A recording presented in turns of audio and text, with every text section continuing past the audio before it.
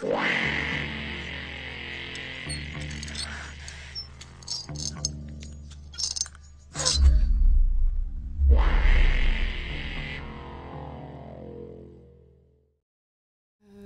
moi, le pitch, c'est Amer, c'est un voyage dans l'univers érotique tourmenté d'une femme à 3 moments de sa vie. Et toi ? Moi, je suis d'accord. Par rapport au sujet qu'on avait, on a choisi les codes qui nous intéressaient pour parler de notre sujet.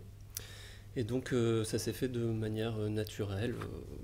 C'est-à-dire que dans le giallo, il y a quand même toute une grammaire sur le corps et la peur et l'oppression. Et donc, du coup, on s'est un peu servi de tout ce langage développé dans le giallo pour parler de notre thématique qui est la découverte du corps, la découverte de la sensualité et la découverte du désir. Nous, en tant que spectateurs de giallo, ce qu'on aime, c'est justement ces séquences où pendant 10 minutes, il n'y a plus de dialogue.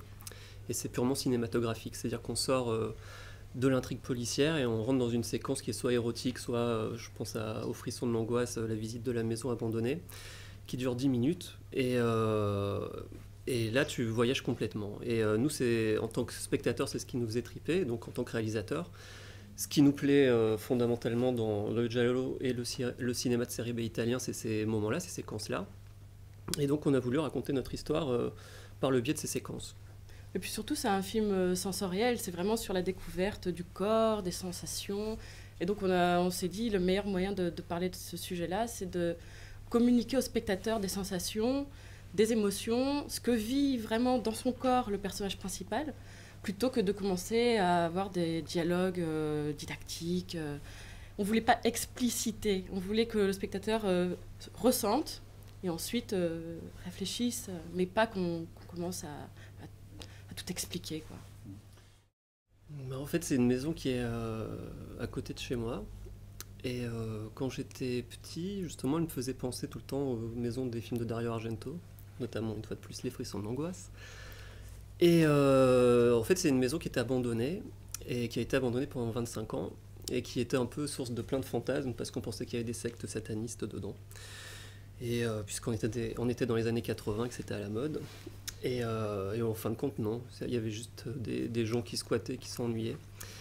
Et donc, en fait, on n'est jamais rentré dans cette maison, avec mes copains en tout cas, puisqu'elle nous faisait peur. À chaque fois qu'on arrivait, elle est très grande, elle est sur 5 étages.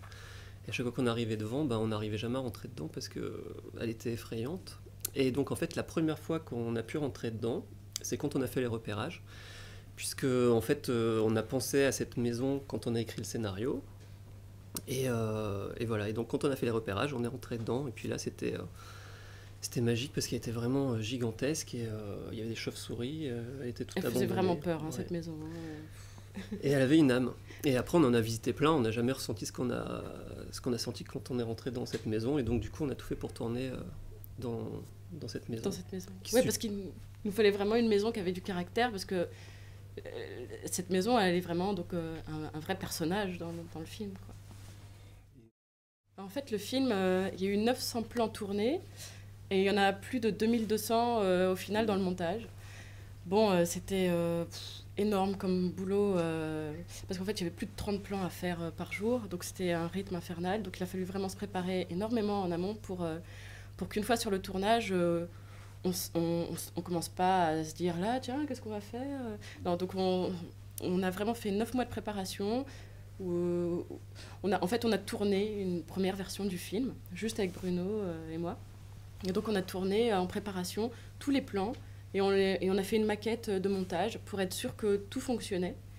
Parce qu'en fait, on a une manière de découper qui est un peu particulière, c'est-à-dire qu'on ne fait pas du tout, comme on apprend souvent dans les écoles de cinéma, plan large, puis ensuite plan serré, les inserts de sécurité. Mais voilà, champ contre champ.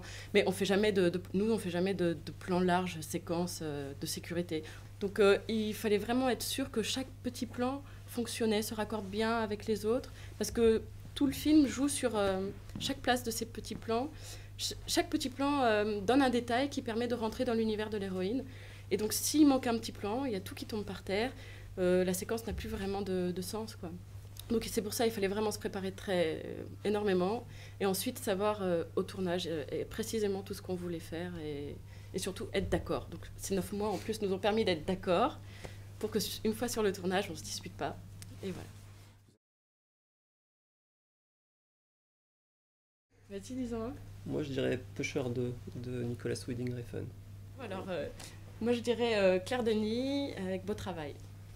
Moi, je dirais Arrivederci Amore Ciao de Michele Soavi.